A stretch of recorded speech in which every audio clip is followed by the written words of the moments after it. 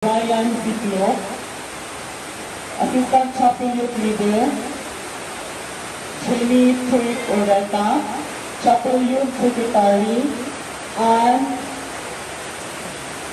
Nabola, Chapel Youth Treasurer Erika Panalyon, Chapel Youth Editor Karen Loasoy, and Chapel Youth PIO John Lloyd Asenio.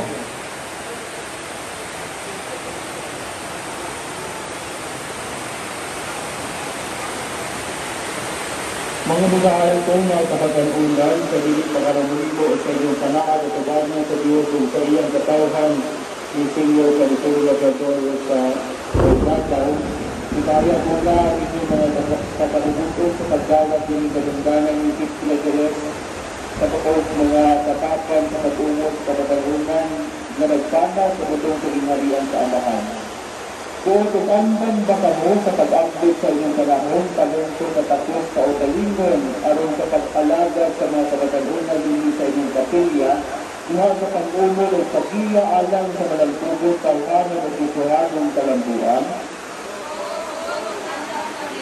Buturandan ba kamo sa pagsanyaw o pagpuyo sa kulong sa Diyos duha sa pamilya, isip sa batangon, sa pilingkan o simbahan, isip para disipulo ni Cristo biniyahan sa landas sa Espiritu Santo panaman ni Virgen Maria.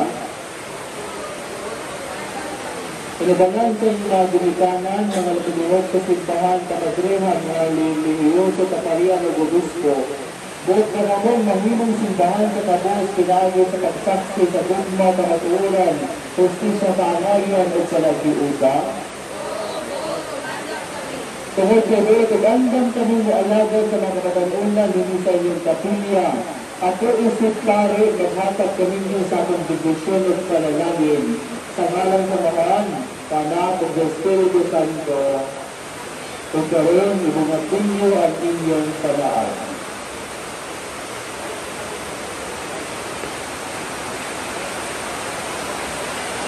Ako, si Brian A. Siklok, napili na Chapel Youth Leader. Ako, si Jenny P. Oreta, napili na Chapel Youth Assistant. Ako, si Anna Santanisi, napili na Chapel Youth Secretary. Ako, si Erika Tanalion, napili na Chapel Youth Treasurer. Ako, si Karen Luasoy, napili na Chapel Youth Auditor. Ako, si John Lloyd Arsenio, napili na Chapel Youth PIO. Inubanan sa pagpakalihan ni Senyor California Labrador, magsaad sa pag-alaga sa Diyos, isip o kutsala sa mga kapatagunan, dili sa among kapilya. Palikamutan ko ang pagbinuotan, pag-apiyos sa tanang kalihukan sa mga kapatagunan, nga ipahagayon sa simbahan.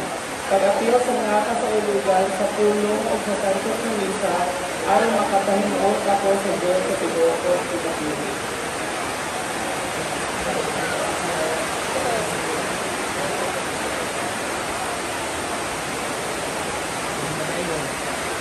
Ginoong Jesus, akong itahan ang akong kaugalingon kanino o sa imong misyon din sa kabilang.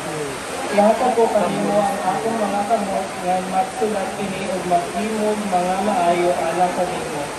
Akong ihatag ang akong tiil nga mula kaunta kini sa kadalanan o muato sa mga kabatanunan alang kanino. Akong ihatag ang akong hula-hula nga makasabot unta kini sa uban. Akong ihatag ang akong kasing-kasing na maghigugmaon sa kini sa katawhan o magtukod o panagidala ay alang kanino. Amen.